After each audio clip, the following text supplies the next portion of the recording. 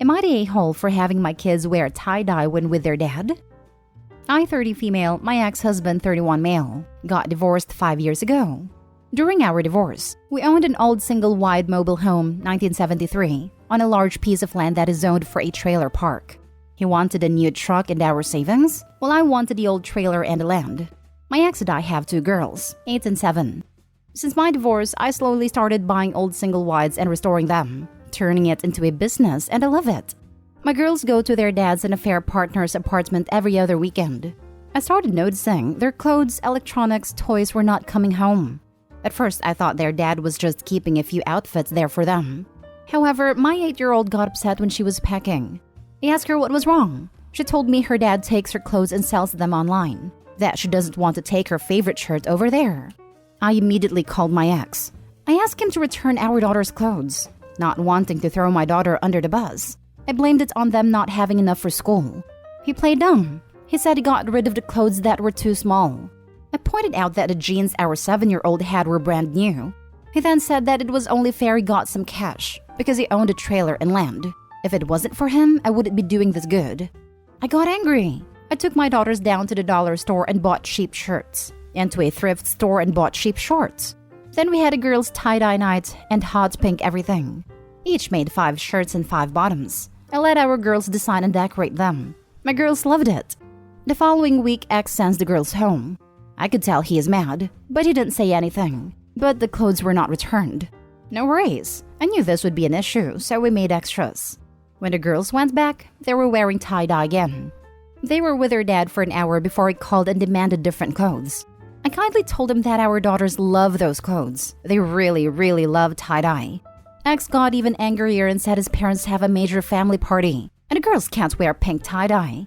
I told him that he should go buy other clothes if he didn't want them to wear it. He called me an a-hole for being petty. Am I? Now for the top comments. Not the a-hole. Keep a record of what goes over there and back, as you can have the child support changed to show he is taking it back. Mighty bold of you to think that man pays child support. If he's stealing clothes from his daughters to sell, I highly doubt he's actually paying child support. Not the a-hole. You need to take this man to court. He is stealing from his children and doesn't care that it is causing them clear and understandable distress. Seconded, what kind of parent sells their children's clothing off their backs because it was only fair they got some cash? A huge a-hole or a substance addict? I'm worried that it could be the latter. Either way, it might be worth taking to a lawyer about getting full custody. Not the a-hole. My son's dad and his affair partner tried this when he was young. Wasn't selling them, was just keeping any new clothing and returning him an old/dirty/outgrown stuff his affair partner's kid used to wear, and giving my son's stuff to affair partner's kid. Told him that wouldn't fly. What left this house comes back to this house with our son. His affair partner retaliated by dumping grape soda into my son's overnight bag. So I took him to court. Judge ordered he had to keep clothing and toys at his house, and what our son arrived with was what he returned with. And it had to be clean unless the visit was less than a day trip. Anything missing/damaged, he had to reimburse me for. Thank you. I wasn't sure how this would go if we went back to court. You seem to have more of a case than I did.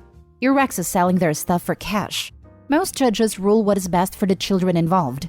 Like others have said, keep records of him admitting he somehow deserves the money from selling his own children's belongings. Keep receipts of what you've bought. Take pictures of what they leave wearing/packing, etc. State simply that you want everything returned in the condition it left in. That he has to keep clothing/toys there at his place, if that is your wish as well. My ex was an idiot. His affair partner didn't want him talking to me on the phone about our son, so made him keep to emails/texts. Our son is a grown adult now, and I don't think his dad ever realized just how much that bit him in the butt by having everything always in writing. That's what I should probably do. Just not answer the phone and force him to send a text or leave a voicemail. Next story.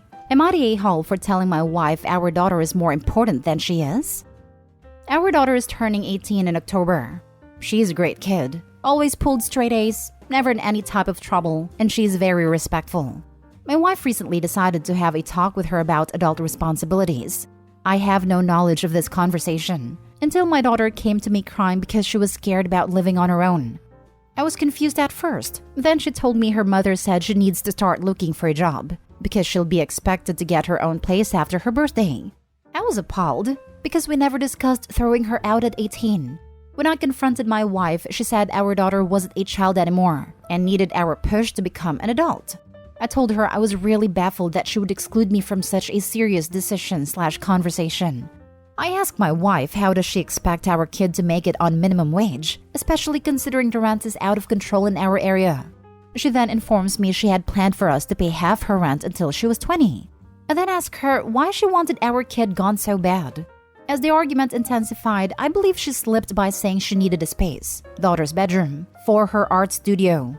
I couldn't believe it. I told my wife if her hobby was more important than our daughter, she should be the one looking to rent. However, she took that as me saying move out, but that's not how I meant it. I was implying for her to rent more space for a studio and to leave our daughter alone. She didn't believe that's what I actually meant. She then gave me the silent treatment for 3 days. Our daughter, however, was still upset as she processed her mother wanting her out.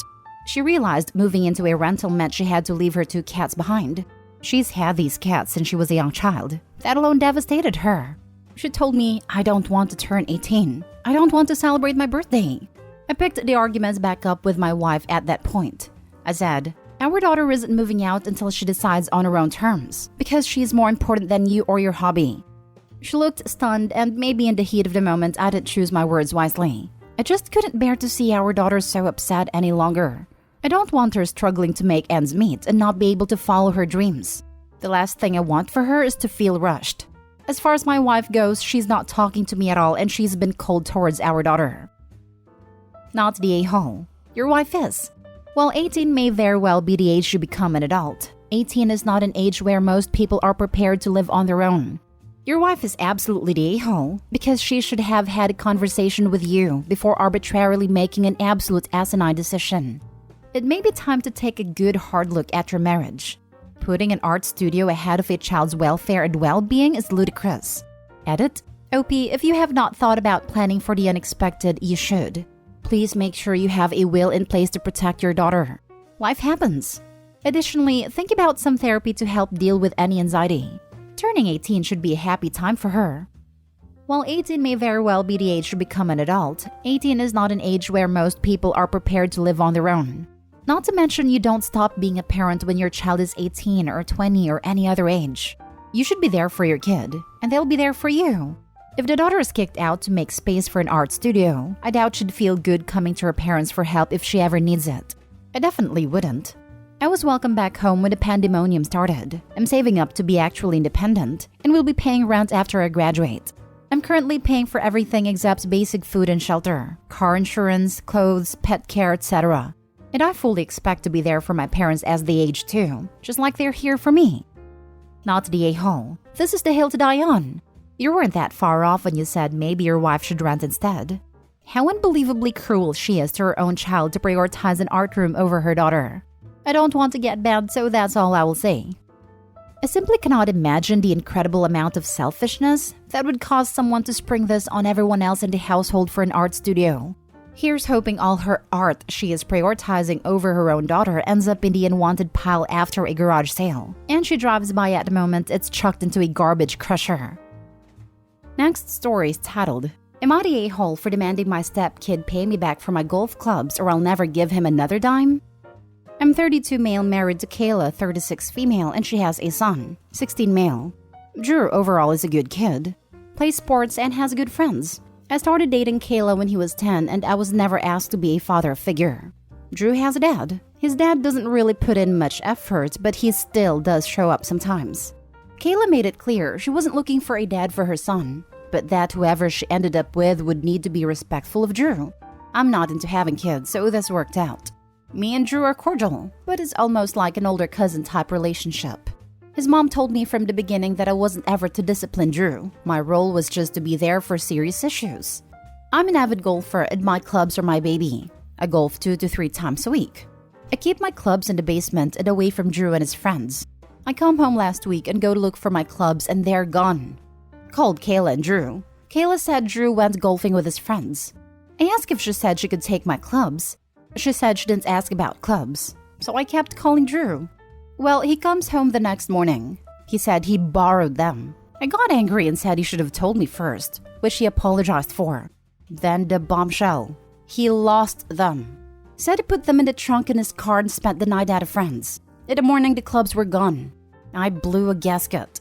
I called his friend's parents, the cops, and went to his friend's house to look for them. They're gone.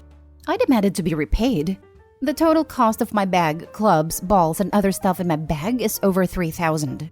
Kayla said she would be punishing Drew, but that I should let the cost of the clubs go because we are family. I laugh because that isn't what she said when it comes to discipline or other issues. I should accept being out of $3,000 for someone who isn't even my kid? I said I want actual money. Me and Kayla have split finances. So she's saying that if I'm demanding money, then it's like I'm asking her to fork over $3,000. I said that is her issue, not mine. She then asked if Drew could work off the debt by doing the lawn, projects, and more chores till the debt is clear. I said no chance. She's saying that Drew can't get a job because of sports, so I needed to just accept his apology, her punishment, and hard labor as repayment. I want actual repayment and not lip service.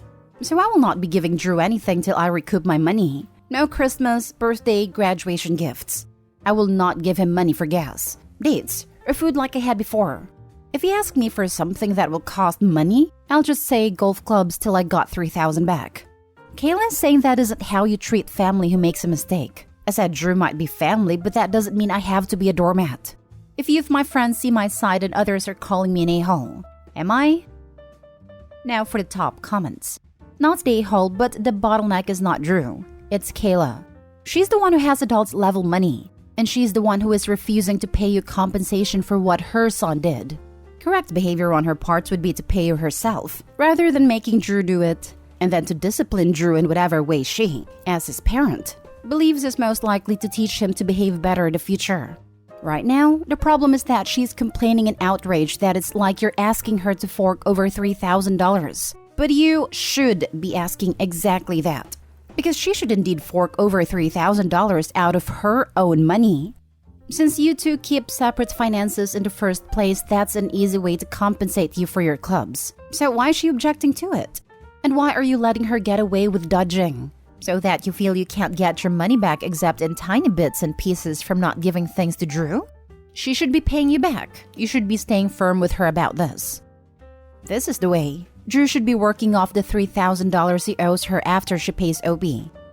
That's her decision. Yes, it's the way I would do it if it were my kid. But she's his mother. She gets to decide what form of discipline is right for him. I don't know Drew, and every child is different. She does. So hopefully she'll be able to decide on a form of consequences which will be impactful for him. But none of that, based on Opie's description of his relationship with both mother and son, should be Opie's problem. He should be getting his money back from the kid's mother, and after that it's no longer his business how she handles it. It's between her and her son. Not stay home. I don't believe, not for a minute, that they were just stolen by a stranger. Same here. Any damage to the car? Not mentioned, so I assume not. Someone got the golf clubs out of a locked trunk but didn't damage the car? Red flags. Last story. Am I the a-hole for being annoyed boyfriend is home on my day off? Title's a bit weird, let me explain. So, my boyfriend and I both work the day shift. So we are both home after 6 p.m. We have our days off set up, that he is off Saturday and Sundays and I am off Sundays and Mondays. We each get one day off to ourselves to just be alone and do our own thing, and then one day off together to do whatever we want as well. My boyfriend and I have fairly different hobbies. We split doing his/me things together throughout the week. He's really into fitness and working out and always being active. I'm a pretty strong gamer and enjoy SFX and more indoor and less sweaty things. So, he stayed up stupid late last night and called in work this morning. 9 out of 10 times I wouldn't care. But it's Monday. It's my only day to myself, and he is constantly bugging me to go work out with him, or go on a hike, or generally to just be active because he's bored. Again, 9 over 10 times wouldn't matter, and I'd spend a few hours doing whatever he wanted. I just needed this day to just be quiet and dark and me time. I am 100% on the opposite end of a social person. I just want my one day to be alone, to recuperate for the week. I look forward to this one day the entire week. I'm definitely annoyed, and definitely showing it, even though I'm trying not to. I have tried explaining this. I've tried being nice and just telling him I need some me time, and he's just not listening. I pretty much snapped and told him to just leave me the heck alone for a bit. And now he's sulking in the living room. Am I the a-hole? This keeps coming up. It's not a one-off. He does call in about 1 day a month. Sometimes two. His job allows this as long as they are ahead of schedule. This is why I say 9 over 10 times I do not care and can usually be alone on these days. We still spend the evening together when he'd usually be home from work. We split our hobbies together as well. I bike, hike, work out 3 to 4 days a week, and he plays games and lets me cover him with makeup. It's not like we don't do things together. Not the a-hole. This may not be a popular opinion, but as an introvert with a partner who also works from home full-time, I need my time. You have every right to want your own time without him trying to get you to do stuff with him when he called into work. For staying up too late, not even because he was genuinely ill, and it should have been your day to relax and recover. Totally agree. Opie's not a-hole. I dated a guy like Opie's significant other. Every single moment not working had to be spent attached at the hip. Kids and pets aren't even as clingy as that guy was. It was like I was his sole source of entertainment and he had no clue how to entertain himself. He had to be in the same room as me at all times. I couldn't even go to the gym on my own without him sulking. No, wasn't meeting anyone there. I just preferred music to trying to hold a conversation while working out. I was very much like Opie and very possessive of my own day off to myself. I dealt with the public in my job. It was very mentally exhausting. When I was dating my husband, I asked him once what he would do if I didn't feel like watching a movie and went into a different room to read a book. His answer? He'd leave me to my book and ask if I wanted a refill on my coffee when he finished the movie. The ex would stop the movie and follow me. Talking non-stop. Wasn't even following me to read a book himself. I found that I was less possessive of my me time with my husband because I knew I would get it without a sulking toddler theatrics. Even unexpected days off. I now work from home. He'll ask if I have to work that day, and if I do, he leaves me be during the day and entertains himself in the house or putters around a wood shop. Even if I don't, he asks what my plans were for the day over breakfast. Sometimes we do stuff together. Other times, wood shop puttering.